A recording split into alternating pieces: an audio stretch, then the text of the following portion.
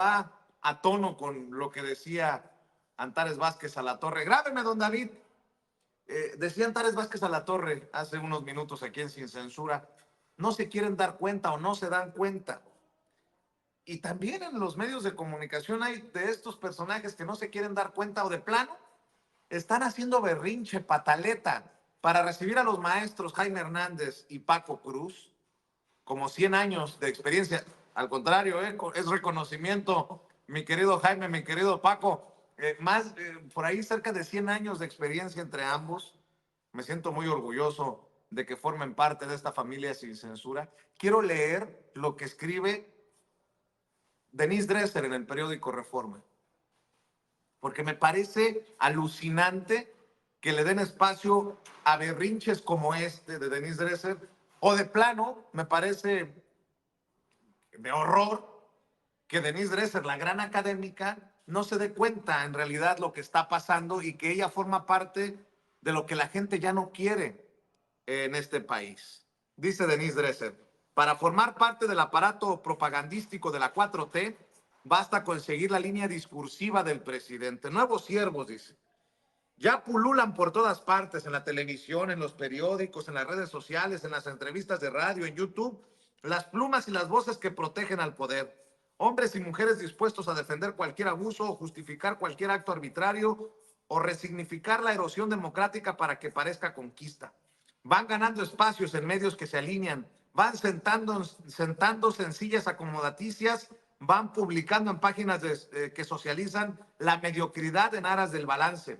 Porque para formar parte del aparato propagandístico de la 4T no es necesario el talento, la formación, la congruencia o la trayectoria.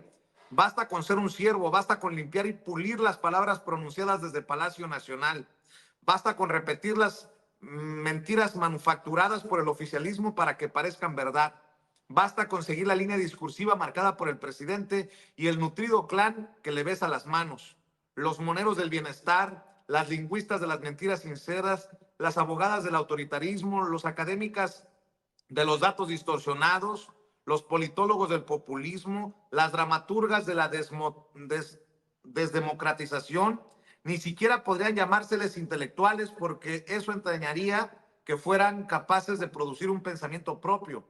Pero los nuevos tiempos no exigen eso, ni su público lo espera. O sea, somos todos pendejos. Uno que tiene el micrófono y ustedes que nos escuchan. De acuerdo a Denise Dresser, pues, la única tarea que les toca es ser megáfonos de la mañanera, amanuenses del AMLOañol, hijo de la chingada, orfebres de la obediencia, taquimecanógrafos del tlatoani y ocasionalmente mezclar un gramo de crítica con kilos de sumisión para no ser tan obvios. Algunos lo harán por convicción, otros por interés. El resultado es el mismo, la degradación del debate público disfrazado de relevo generacional o combate al conservadurismo de los medios comerciales, en los cuales todos cobran. Y cierra diciendo, fíjense, pero lo más grave del nuevo cortejo de cabecera no es su hipocresía, es su pretensión de erigir muros contra el pluralismo y arropar las prácticas revividas del autoritarismo. Si logran su objetivo, las letras libres volverán a estar en manos de mentes cautivas. Los supuestos relevos generacionales e intelectuales acabarán mimetizando al viejo régimen con sus caudillos y clientelas, sus complicidades y sus silencios selectivos, ensorbecidos por su ascenso veloz al pináculo del análisis y del periodismo. A los nuevos siervos no les preocupa vivir de rodillas. Perdone usted, gran, honorable e iluminada Denise Dresser, que la gente prefiera tomar en cuenta la opinión de un youtuber, de un memero, de un facebookero, de un tuitero, que a una gran académica como usted, que siempre tiene la razón, que le quitó las cadenas a estas audiencias y que ahora se las vuelven a poner. Bueno, hablemos de estas cosas y de cosas peores con el maestro Jaime Hernández y el maestro Paco Cruz. Jaime Hernández, corresponsal de guerra, corresponsal mexicano en el extranjero por muchos años, orgullosamente miembro de esta familia Sin Censura, fundador y conductor de su espacio en YouTube, que espero que sigan apoyando, No Apto para Cínicos. Querido Jaime, te saludo con mucho gusto. ¿Cómo estás, maestro? Un placer, como siempre, verte, querido hermano, mi querido Vicente Serrano.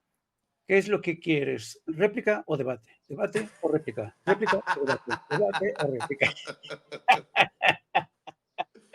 ¡Ay! Yo hubiera contestado mandarte a Bueno, no, espérate, espérate, no, no, no, para que no se preste a malas es broma con el querido Jaime, no vayan a tomarlo Eh, literal, porque luego van a ir, corre y ve y dile, no, no, no, no, no, es broma, Vicente. es broma, es broma. Mi Aquí, querido, aquí acostumbramos el sarcasmo, pero el sarcasmo es hijo de la inteligencia y espero que quien vea esto sepa que es mero sarcasmo y se acabó. Oye, no, bueno, a pero ver, fíjate, yo también me llamó poderosamente la columna de Denise Dresser. Hijo, mano, de verdad, cómo esta mujer ya comienza a sentir frío, el frío que da el desplazamiento, ese desplazamiento que nunca vio venir, porque ella formaba parte del denominado círculo rojo, ¿no?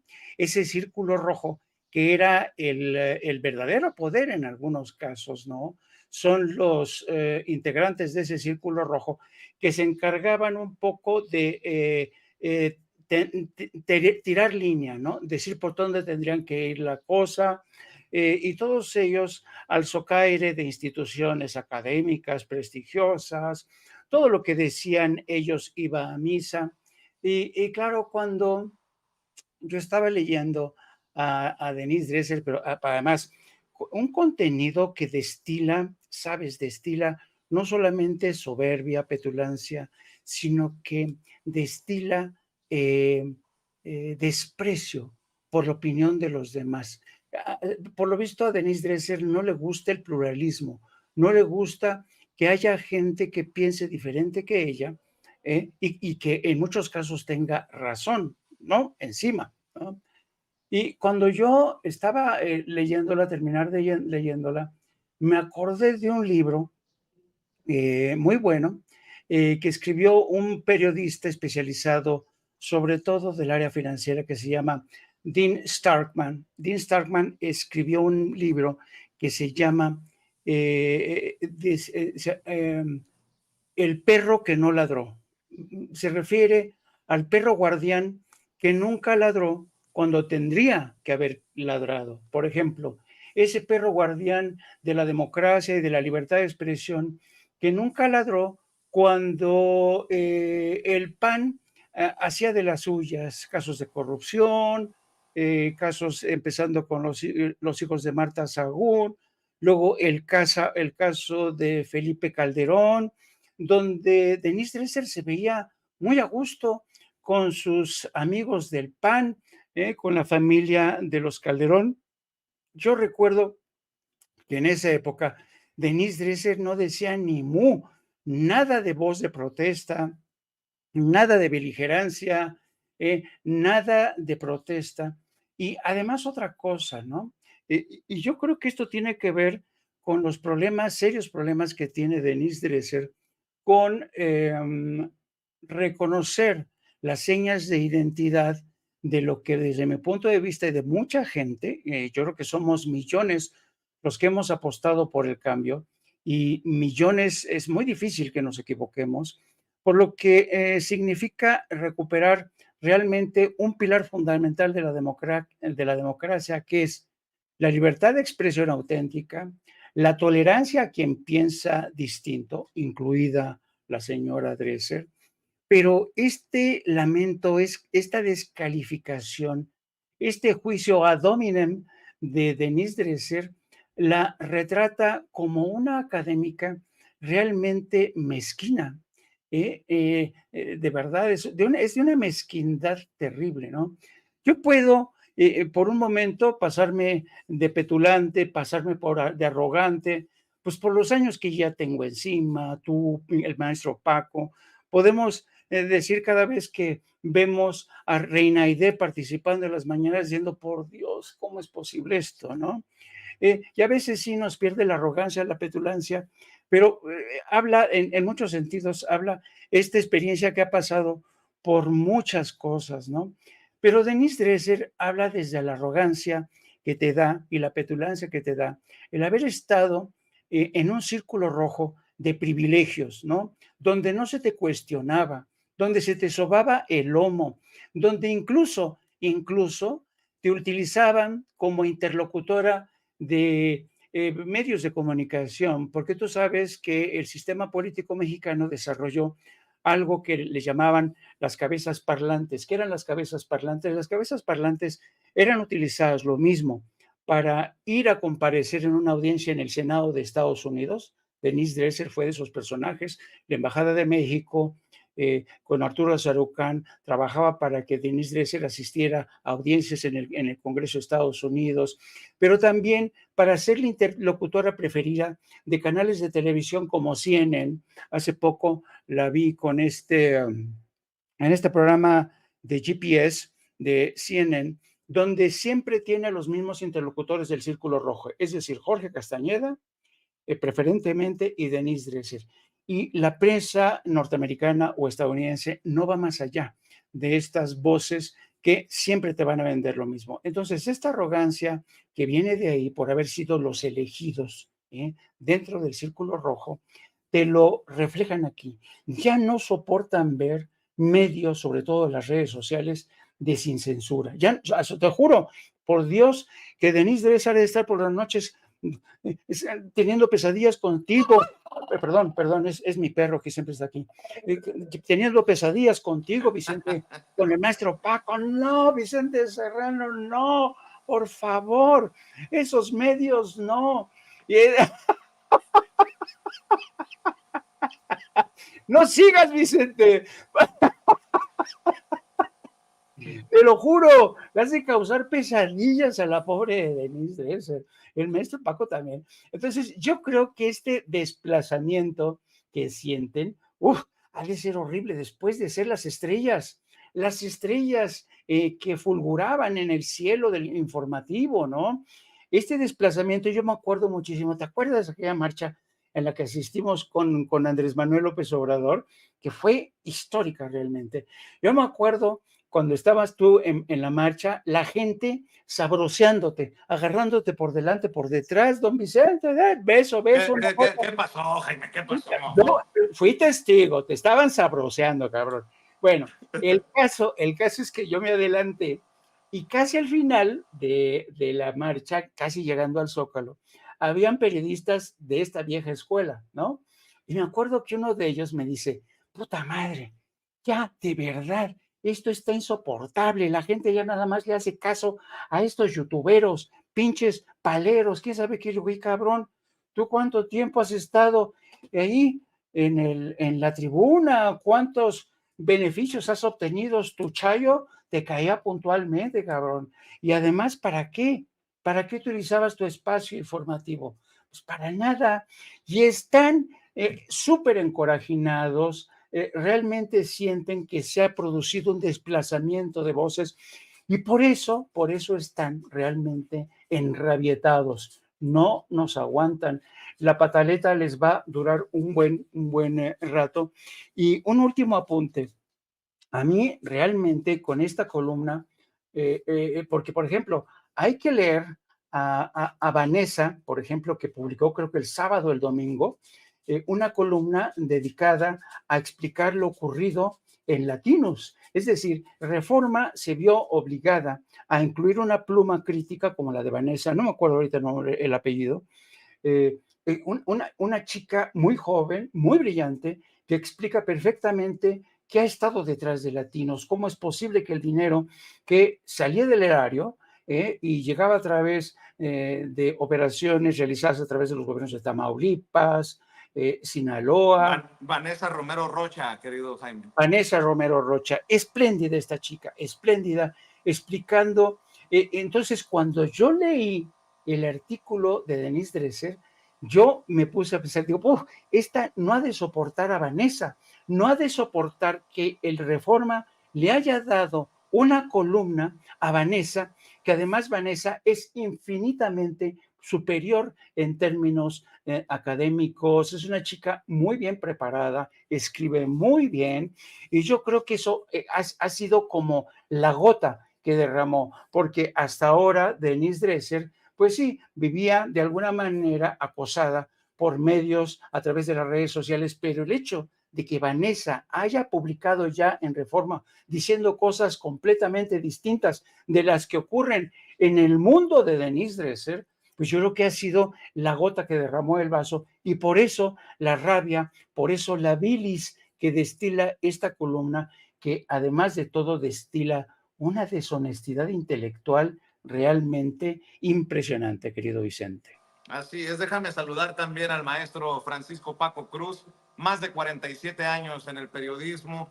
Nuestro amigo Paco Cruz, autor de una larga lista de libros, le recomiendo los dos más recientes, Las Damas del Poder y García Luna, el Señor de la Muerte. Orgullosamente miembro de esta familia sin censura, querido Paco. Yo sé que también vas a entrar para dejar la víbora chillando desde inicio. Te saludamos y te escuchamos, maestro. Vicente, un abrazote igual para Jaime. Mira, la verdad es que no sé si ponerme a reír o a llorar.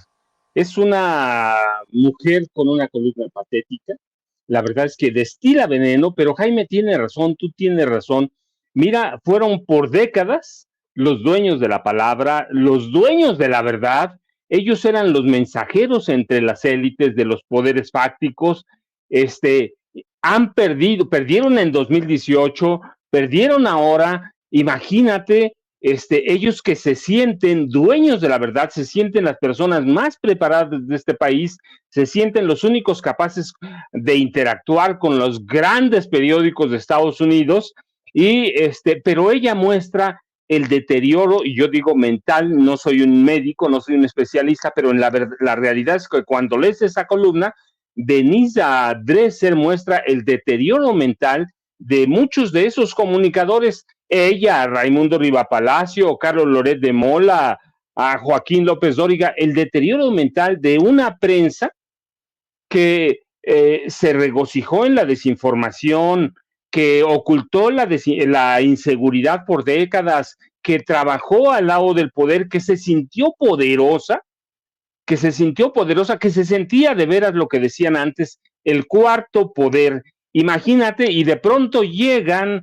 a personas, algunos jóvenes, otros menos jóvenes, pero todos nuevos, llegan e irrumpen, y otros no tan nuevos, porque Vicente, tú, Toño, tienen experiencia en los medios tradicionales, igual que Jaime, igual que yo, llegan, irrumpen, y aplastan esa verdad, aplastan esa palabra. Así que yo quiero ponerme, no lo haría nunca, digo, y no podría, en los zapatos de personas como ellos. La verdad que debe ser muy triste cuando tienes a Sarmiento, al que sea, es al que busques, a Ricardo Alemán, al que busques, están como en un periodo mira, no solo de negación, como esos pobres imbéciles que así nos tratan, nos vienen a desplazar, seguramente están al servicio de López Obrador. Es decir, no hay una argumentación real, no hay nada, hay denostación, hay odio, hay veneno,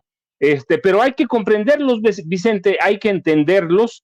Ellos forman parte de aquellos viejos grupos que eran los privilegiados, que solo ellos tenían acceso a los medios de comunicación en México, en Estados Unidos, eran los generadores de información para desinformar, y todo mundo les hacía caso. Así que debe ser brutal que hoy haya nuevas voces que los hayan desplazado. Mira, seguramente no han leído un par de estudios que dio a conocer la semana pasada la Fundación Reuters, sí, en los que advierte que los viejos comunicadores han dejado de ser la principal fuente de información, y que hoy los mexicanos se informan sobre todo a través de canales como YouTube, como TikTok.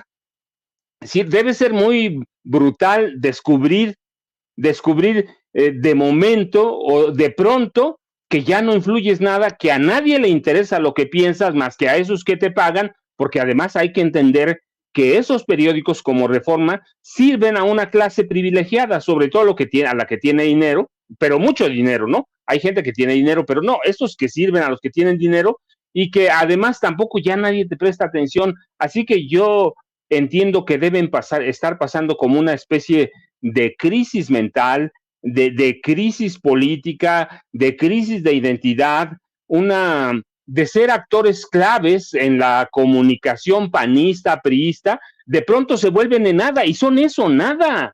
No vamos a entrar en terrenos si son intelectuales o no, mira qué vergüenza compararnos con ellos, esa intelectualidad que es de basura.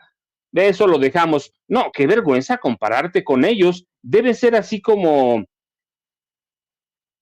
triste ver de pronto tu carrera pasar del pináculo a pasar a las cloacas, es la verdad. Sí, a pasar a los vertederos. Para eso sirve su información, y lo que destila hoy Denise Dresser, pues es lo que destila. Yo recuerdo mucho, ¿te acuerdas con Sarmiento hace unos meses cuando dijo, si no tenemos información, especulamos, es válido? Raimundo Riva Palacio, que elabora unas teorías ahí infinitas para denostar al presidente con el caso de Genaro García Luna. Es decir, la verdad es que todo esto deriva de una sola cosa, que su cobertura informativa, que lo que piensan, que lo que analizan, que lo que estudian, ya no sirve. El viejo modelo de comunicación de este país se ha ido al vertedero, se ha ido a la basura. Ellos socavaron los derechos de una masa de votantes que hoy exige información equilibrada, que hoy exige la otra parte de la verdad, para no decir que mentían siempre, decían una parte de la verdad, la que les convenía, pero hoy debe ser muy cruel que una masa de votantes que ellos desdeñaron toda la vida les esté diciendo que ya no sirven y que la prensa vendida son ellos, y están tratando de descalificarnos con lo que ellos siempre fueron. Así que, mira, yo digo, de verdad, son casos patéticos, son casos para reír, destilan veneno, pero muestra el deterioro mental, y es comprensible, sin ser especialista en nada de eso. Ella muestra ese deterioro mental de esos periodistas que fueron dueños te digo, no solo de la verdad, eran dueños de la palabra. Así que, ¿qué les podemos pedir, Vicente? ¿Qué podemos decir de ellos? Que ya se les olvidó el viejo país que desplazamos en 2018, no hace tanto. Ellos fueron los periodistas que permitieron entronar a personajes como Enrique Peña Nieto. Yo recuerdo muy bien, mira, cuando yo documentaba que Peña era un narco, que era un asesino, y siempre lo he dicho, no lo digo ahora, lo documenté, lo publiqué en libros. Yo recuerdo mucho, lo vi salir a Riva Palacio, Raimundo, de Palacio de Gobierno en Toluca, en la avenida Lerdo, lo vi salir, y 2, 3 días después advertir que Peña era el estadista que el estadista luminoso que necesitaba este país. Y ese era, es lo mismo, mira, Denise, Loret, Raimundo, al que busque, es decir, es que nombres pululan en este país y en esa prensa vieja por todos lados. Así que lo que debemos hacer es entender eso y decir la verdad. Es que ya nadie le saca ese caso, Vicente. Los estudios de la Fundación Reuters son muy claritos, gozan de un desprestigio muy bien ganado y han sido desplazados por esta nueva clase de comunicadores que entiende el periodismo de otra forma, que está dignificando el periodismo, que hacen falta muchas cosas. Siempre, mira, siempre van a hacer falta cosas, pero hoy esa masa que ellos despreciaron está volteando a ver a la otra verdad, y esa otra verdad se surte por otras fuentes informativas, y ellos han quedado desplazados. Así que me queda claro que esta mujer representa todo lo que representan todos los otros periodistas viejos, ¿sí? La decrepitud y una especie de senilidad adelantada, porque quedaron desfasados con las nuevas tecnologías. La vieja prensa ya no va a volver.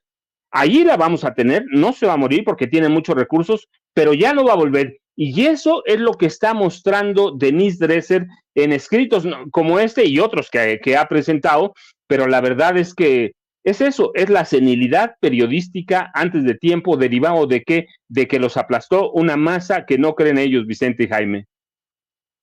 Bueno, hablando de despreciables, ¿cómo ves el caso Alito Moreno? Hace unos meses yo le pedí una reflexión al presidente sobre el gran partido de México que estaba, en mi opinión, desmoronándose, y el presidente me decía que él no veía el fin del PRI próximo, pero Alito aferrado a llevarle la contraria al presidente, empuja por esa muerte política de un PRI que está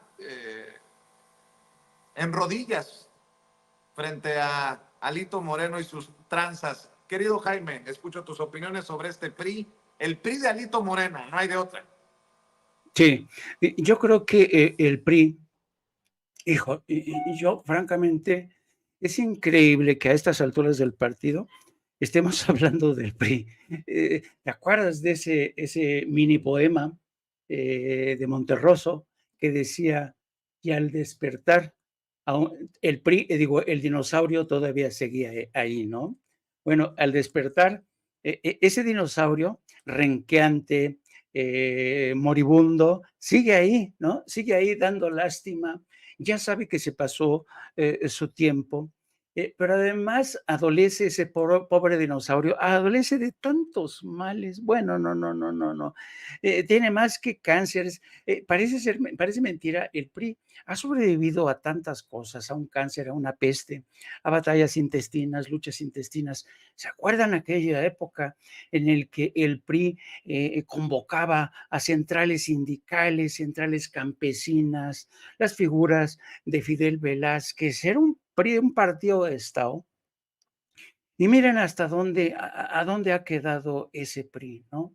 Yo recuerdo que cuando las elecciones que postularon a Enrique Peña Nieto, me acuerdo que platicando con el que era el máximo responsable del Departamento de Estado para el hemisferio occidental, yo les decía, oigan, ¿en serio tienes confianza en este PRI? ¿Tú crees que el PRI de Peña Nieto es un PRI que se ha renovado, que ya... y ¿sabes qué me decían en el Departamento de Estado? Me decían, no, ¿cómo no? El PRI de Enrique Peña Nieto es un PRI renovado, es un PRI nuevo, ¿no? ¿Te acuerdas que aquellos videos en los que salía Enrique Peña Nieto acompañado de secretarios de Estado lo presentaban como el equipo A, ¿no? Capaz es un PRI moderno que ya había dejado atrás a, a los dinosaurios del pasado. Pues resulta que poco a poco ese PRI se ha ido desdibujando.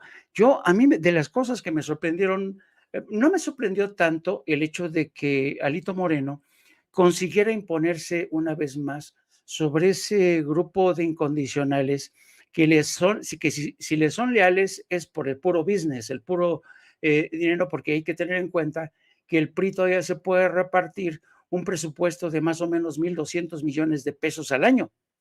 Entonces, yo creo que Alito los tendrá comprados a todos, va a tener serias dificultades para mantener a raya las ambiciones de esta gente que lo está apoyando precisamente por interés.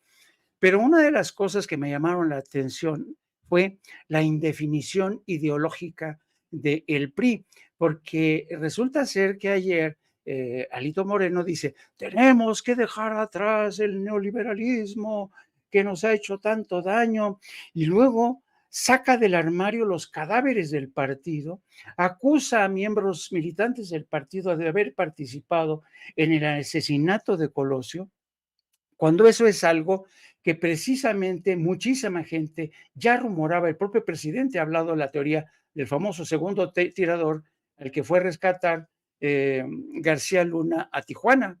Entonces, era una historia de que el PRI, la gente del PRI, la gente cercana a los Salinas de Gortari, que desde mi punto de vista ha sido esta casta la más sanguinaria de los Salinas de Gortari, que participaron en robos, asesinatos, vínculos con el narco. Pero lo interesante del caso es que Alito Moreno solo se haya atrevido a hablar de estos asesinatos, de estos crímenes, de estos pecados del partido, cuando realmente quería ahuyentar el fantasma de su extinción, de su propia extinción, Alito, ¿no? Y luego, con este tema de que sí tenemos que deshacernos del neoliberalismo y ahora hay que pensar en el pueblo al que le dimos la espalda, nosotros somos socialdemócratas. Y me llamó la atención lo que decía la senadora, ¿cómo se llama con lo que estabas platicando, querido Vicente? Antares. Antares decía, a ver, un día de eso les voy a explicar qué es el socialismo, ¿no? Del que ahora dice Alito Moreno que ellos son socialdemócratas. Mira, el PRI forma parte de la socialdemocracia desde que la época de los 70s, 80s. Yo recuerdo haber acudido a varias cumbres de la Internacional Socialista con representantes como Porfirio Muñoz Ledo, cuando Porfirio Muñoz Ledo se encontraba con Leonel Jospin, con Felipe González, incluso en esa época iba Yasser Arafat, iban varios líderes de la Internacional Socialista, pero desde entonces el PRI estaba adscrito a la Internacional Socialista porque era una forma de socialdemocracia que se ajustaba más a sus señas de identidad, no a las prácticas del PRI, porque la socialdemocracia, se decía, es una especie de izquierda, la izquierda del caviar, le llaman, ¿no? La izquierda del caviar, de esta que dice, bueno, sí, soy progresista, pero, claro, me gusta ser conservador para ciertas cosas, ¿no? Esa es la socialdemocracia. Es una izquierda desdibujada que renunció al marxismo-leninismo. ¿Con qué fin? Con el fin de dar paso a prácticas corruptas, como pasó en el Partido Socialista Obrero Español, como pasó en el Partido Socialista Griego, como pasó en el Partido Socialista Francés. Ese socialismo descafeinado, realmente, si el PRI se quiere seguir colocando ahí, yo no sé si es por ignorancia o porque tenían que decir algo, pero lo más interesante es que para evitar ponerse en el patíbulo, Alito Moreno haya decidido sacar este tema del asesinato, del magnicidio de Luis Donaldo Colosio. Y esto demuestra hasta qué punto que Alito es un experto en el arte de distraer al personal. Con este tema del asesinato los voy a distraer, vamos a darles duro, duro, duro. De lo que se trata ahora es que vamos a nosotros a seguir adelante, no vamos a permitir que los expriistas que nos traicionaron, a todos nosotros que fueron capaces de asesinar a Luis Donaldo Colosio, se interpongan en nuestro camino, ¿no? Y esto evidentemente habla de que el PRI sigue en este acto que no termina de irse suicidando en cámara lenta, de irse poniendo la soga al cuello en cámara lenta, con un acto realmente bastante patético de intentos de mostrar unidad, pero lo único que mostró fue un grupo de mafiosos que han tomado de rehén ese partido, un partido que ya nada más es un cascarón. Así es que yo creo que le queda poco tiempo al PRI y a Alito Moreno, y aquí me detengo. A ver, el PRI también de los Moreira. ¿Qué dice Rubén Moreira, don David? Vamos a ver y escuchar.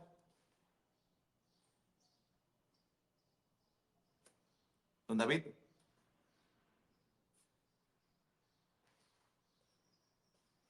Compañeras y compañeros, siendo autocríticos con el pasado, expulsemos del ideario al neoliberalismo, así como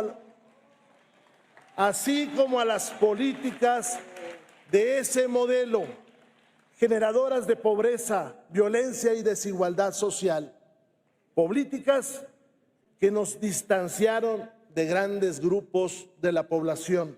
Pongo un ejemplo, con las maestras y con los maestros de México, a los cuales les tendemos la mano para un renacer de una alianza popular. Bueno, espero que los maestros y maestras llegan too late, muy tarde, y que manden a chingar a su madre al PRI. Que griten 1, 2, 3, que chingue a su madre. Es mi opinión, perdón. Mi querido Paco Cruz, lo sentenciaste y Alito cumplió.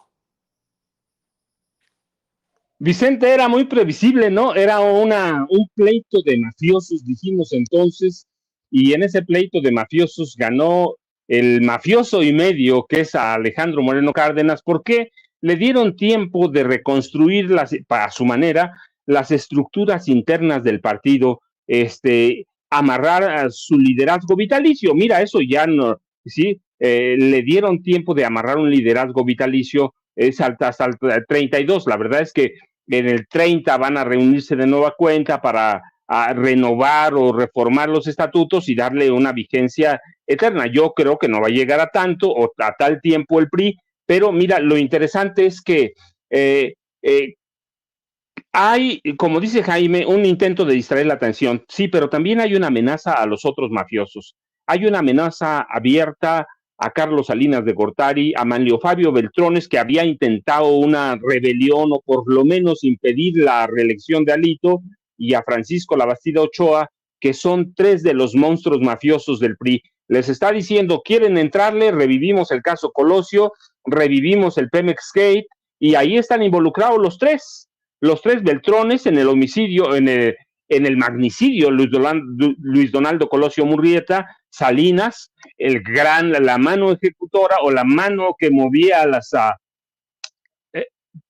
la autoría intelectual, ¿sí? La mano que movía todo, que operaba todo, y la Bastida, pues el mayor beneficiario del Pemex Gate, en el que se desviaron por lo menos 3,000 millones de pesos en las elecciones de 2000. Es decir, Alito distrae la atención, pero también es retador, también amenaza, les dice quién le quiere entrar. Aquí tenemos todo, y sí, claro, ahí adentro hay gente que conoce el caso Colosio, que conoce el caso Pemex Gate, así que Alito no hace nada extraordinario, simplemente es un mafioso que entiende cómo opera el PRI, que lo entiende desde hace mucho y les asesta un golpe de autoridad. ¿Alguien le quiere entrar? Todos somos mafiosos. Y amarra, mira, hoy es interesante, Jaime lo decía, 1,200 pesos, 1,200 millones de pesos por año, sí. Hoy hace un cálculo, hay que decirlo, en el Universal, y advierte que en los próximos 8 años el PRI va a recibir prerrogativas por lo menos o de al menos 12,000 millones de pesos. Es decir, un promedio de 800 millones de pesos anuales, de los que no tienes que entregar cuentas, de los que no tienes que hacer nada, y aparte están las prerrogativas de los estados. Es decir, no es un pleito por ideología. Hace mucho el PRI perdió la ideología. Lo mismo pueden ser de derecha, de izquierda, que de extrema derecha, de extrema izquierda. No es Alito solamente, tienes a Claudia Ruiz Macías Salinas, tienes al Niño Verde, tienes a Manuel Velasco Coelho, sí, es esa clase o esos jóvenes, no tan jóvenes, 40 y tantos años, priista gelatinosa, que heredó un PRI que dejó Salinas, de derecha, de izquierda, de lo que sea pueden ser, y eso lo entiende muy bien un tipo que fue porro en la universidad, que fue un porro como gobernador, que fue un sinvergüenza como gobernador, que fue un mafioso como gobernador, lo entiende muy bien, sabe lo que tiene que hacer, y lo que hace es arma una mafia dentro del partido, la arma también, le dan tiempo para armarla, y lo que hace hoy es solo consumar ese golpe mientras desaparece el PRI, mientras lo llevan a qué, mira, hay quien lleva como secretaria general a Carolina Villano, que es descendiente de una vieja mafia de políticos y asesinos, debo decirlo, caciques asesinos del estado de Hidalgo, y lleva a su lado a quien, un hombre que endeudó Coahuila, que sabe cómo operan las mafias, que sabe cómo opera la política mafiosa, claramente, Rubén Moreira Valdés, así que le dieron tiempo y no hizo ningún milagro, no hizo nada. Armó un equipo, aquí lo dijimos, está lista la reelección, lo dijimos desde antes, les va a ganar, no importa que no hayan ganado nada, que no tengan nada, tienen 800, entre 1,200 y 800 millones de pesos anuales, y estos tipos no saben hacer nada. Así que lo que les dé el gobierno van a ser buenos satélites, van a ser un buen cascarón, pero no les importa. Lo que les importa es administrar lo que queda del PRI para poderlo enterrar bien, pero ellos tienen por lo menos unos años, de aquí a las siguientes elecciones federales, 6 años para enterrarlo bien, pero mientras van a recibir algunos miles de millones de pesos, Vicente. Así que es un pleito de mafiosos y lo ganó un mafioso y medio. Bueno, les propongo 2 temas, ustedes deciden del cual opinar en esta segunda y ronda final.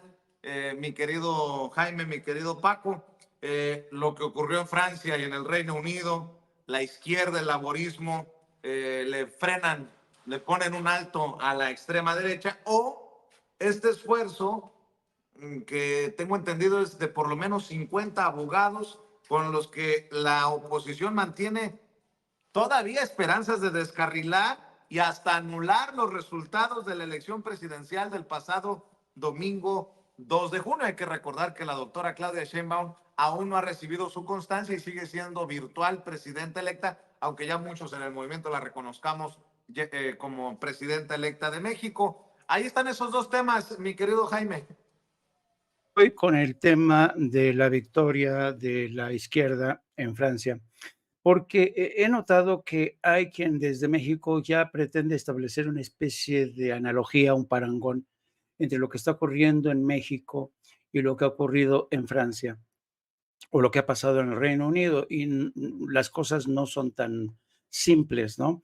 Yo creo que lo que ha ocurrido en Francia ha arrojado a ese país en brazos de la incertidumbre. Sí, efectivamente, el famoso cordón sanitario que montó a última hora las organizaciones de izquierda para tratar de frenar el avance de la ultraderecha, funcionó, pero deja al Parlamento francés en una situación inédita en la que nadie sabe a ciencia cierta en estos momentos dónde está parado realmente. Sí, funcionó la extrema derecha que ya se veía en el poder, ha dicho que esto no significa que vayan a ganar en un futuro cercano, han dicho que el triunfo o la derrota es solamente una victoria aplazada, porque no cabe duda que la derecha y la extrema derecha sigue estando muy viva. Las fuerzas vivas de la extrema derecha y la derecha en Francia están incrustadas ahí. ¿Por qué? Porque hay un fenómeno que tiene que ver con el racismo, el miedo que le tienen a los inmigrantes. Por ejemplo, para que se den una idea, en Francia hay aproximadamente entre 3 y 4 millones de franceses con doble nacionalidad, y muchos de ellos son musulmanes. Bueno, la derecha quiere excluir a estos 3, 4 millones de ciudadanos franceses de cualquier puesto que tenga que ver con la seguridad nacional. Por ejemplo, no pueden trabajar en centrales nucleares, no pueden trabajar en determinados campos, es decir, son ciudadanos de segunda, ¿no? Y en eso coinciden muchos franceses, ¿no? También hay muchos, y la izquierda se ha conseguido realmente reagruparse y establecer esta suerte de cortafuego o cordón sanitario para que no avance la extrema derecha, es porque realmente hay afrentas que ha cometido el gobierno de Macron, por ejemplo, el no aprobar un salario mínimo en los 1.600 euros para que se quedara así. Hay mucha gente que realmente vive con poco, retrasar la edad de la jubilación. Básicamente, lo que ha conseguido de alguna manera reagrupar a la izquierda es el desmantelamiento de lo que alguna vez fue el estado del bienestar francés, ¿no? Ahora, otros elementos interesantes. En torno a la izquierda no hay un líder significativo, emblemático. Muchos desde México ven a Jean-Luc Mélenchon como el líder llamado a tomar ese liderazgo. Bueno, a Mélenchon lo desprecian, incluso los socialistas le tienen mucha reserva, porque dicen que Mélenchon es un radical. Ya sabemos que Mélenchon es líder de la Francia insumisa, y es un líder político congruente, consecuente, revolucionario, pero hay gente, y esto te demuestra hasta qué punto Francia sigue siendo un país todavía conservador, no aceptarían a Mélenchon como primer ministro, sería muy complicado, ¿no? Entonces, realmente la izquierda, sobre todo esta misma mañana, por ejemplo, la izquierda tuvo una reunión para decidir por dónde tiran, a quién eligen, porque la inmensa mayoría no quieren a Mélenchon, porque consideran a Mélenchon un radical. Y otra cosa también muy interesante es que Macron, y esta es una historia inédita. Ya ven que en México hablan mucho de esta historia o de este hábito que existe en Europa de los gobiernos de coalición, de que debemos aprender. ¿Se acuerdan cuando decía Xóchitl Gálvez, no, sí, yo puedo gobernar en coalición con el PRI, el PAN, entonces, como si eso fuera una coalición de fuerzas de distintos signos? Pues no. En Francia no ha habido un gobierno de coalición en la historia moderna, y esto dificulta muchísimo las cosas para encontrar a la cabeza que esté al frente del gobierno que va a cohabitar con el presidente Macron. Así es que sí, qué bueno, es una buena noticia que hayan frenado el avance de la ultraderecha, Pero, insisto, en estos momentos hay una indefinición terrible en el seno de la izquierda, porque, para ponerlo en pocas palabras, no saben aún qué hacer con esa victoria y, sobre todo, no saben aún a quién poner al frente de esa victoria que ayer era celebrada en las calles, ¿no? No está tan claro un liderazgo. Por ejemplo, en México tenemos, claro, y esa es la enorme fortuna y diferencia en México. En México tenemos la enorme fortuna de tener claros liderazgos de izquierda, ¿no? Y sobre todo hay relevo, ¿eh? Búsquenlo ustedes. Ahí después de Andrés Manuel López Obrador, ahí tenemos a Claudia Sheinbaum, pero después de Claudia Sheinbaum hay muchísima gente. Ahí tenemos a Gerardo Fernández Noroña, tenemos a mujeres, o sea, realmente la caballada que decía antes Fidel Velázquez estaba muy flaca, hoy está bastante gorda, nutrida, sólida la izquierda en México, la izquierda progresista, a diferencia de países como Francia, y creo que eso es una buena noticia para nosotros y sospecho que a pesar de esta derrota de la izquierda que le cerraron el paso a la derecha, vamos a ver momentos de indefinición en Francia, mientras que aquí en México, por fortuna, las cosas en el horizonte están cargadas de menos incertidumbre, amigos. Para cerrar, Paco, escuchamos tus comentarios, tu opinión del tema que elijas, maestro. Mira, Vicente, creo que los dos son importantes. Primero, no hay que celebrar que verdaderamente la izquierda ganó en Francia, porque, como decía Jaime, no hay un líder real en este momento que aglutine a todas las izquierdas. Ganaron ayer porque por lo menos 200 candidatos de izquierda tuvieron que renunciar, sacrificarse para, para convencer a miles de electores de ir a las urnas y votar por esa izquierda. Entonces no hay nada que celebrar. Segundo, el avance de la derecha no es casualidad, ha sido constante, ha sido poco a poco y cada vez gana más escaños en el Parlamento. Así que no hay nada que celebrar.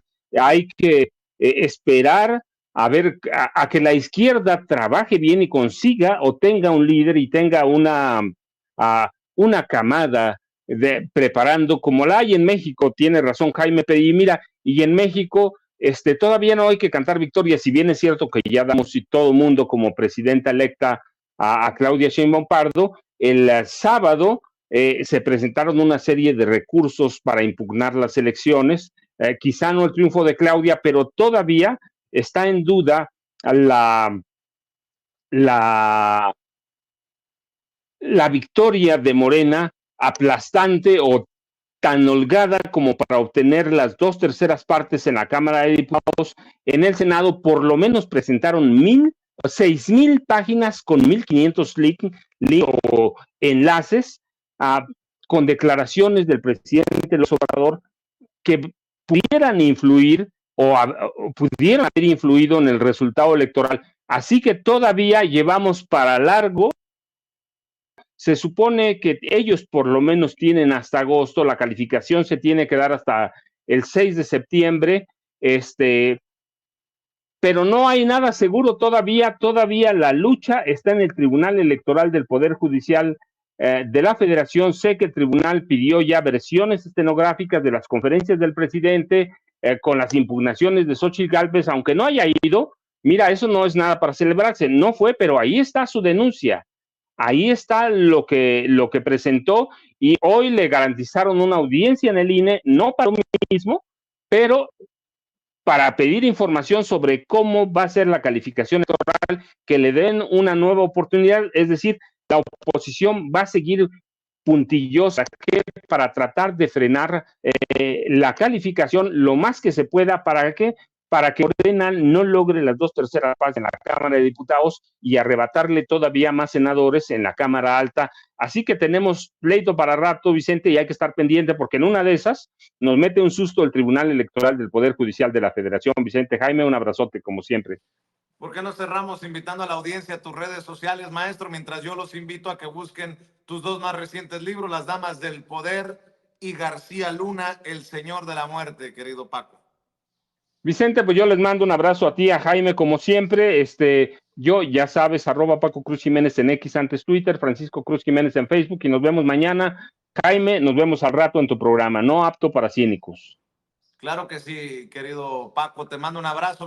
Querido Jaime, cerremos también invitando a la audiencia a tus espacios, a tus trincheras.